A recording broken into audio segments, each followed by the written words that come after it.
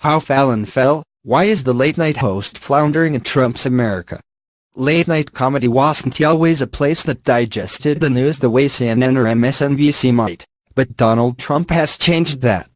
Gone are the days when late-night was a place for light fare, its humor largely detached from the realities of current events. Even in the Nixon era, perhaps the closest analog to the daily chaos and impropriety of Donald Trump's presidency, late-night hosts were careful not to push their personal politics.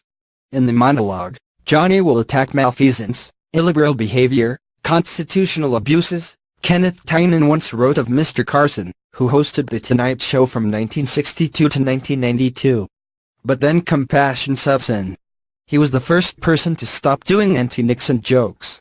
Now, another host in The Tonight Show lineage, Jimmy Fallon, is in a similar position, with the tables turned. As the host sticks to fluff and mostly apolitical humor, his ratings have nosedived in the face of his perceived neutrality. New Yorker critic Emily Nussbaum described Fallon as an enthusiast, which sounds good, until you see him spray the same gush on everything. At a time when his peers are earning points for smart rebukes of the Trump administration, Fallon's self-effacing anecdotes and best French schtick often feel like an undercooked hors d'oeuvre preceding Seth Meyers' acerbic political main course, which airs after him. The ratings have proved that viewers are deserting The Tonight Show, too. Where Fallon once towered above his 11:35 p.m. time slot rivals, Stephen Colbert and Jimmy Kimmel, he is now in danger of slipping into third place, something that was unthinkable even 12 months ago. Fallon averaged nearly 4 million viewers a night in 2015, and almost 3.5 million the year after. In 2017, he is pulling in just over 2.5 million a show, a steep drop by Tonight Show standards. It all started in September of last year, when Fallon's schmaltzy interview with the then-candidate Trump found the host in hot water. 13 months on, the encounter seems even stranger. The interview begins with softball questions. There's probably kids watching right now. Why should they want to grow up and be president?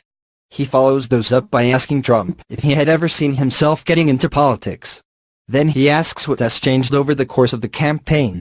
The most infamous portion of the interview, of course, is when Fallon asks Trump's permission to mess up his hair. It was a lesson in how to fumble a golden opportunity and normalize a deeply unqualified, proto-fascist candidate.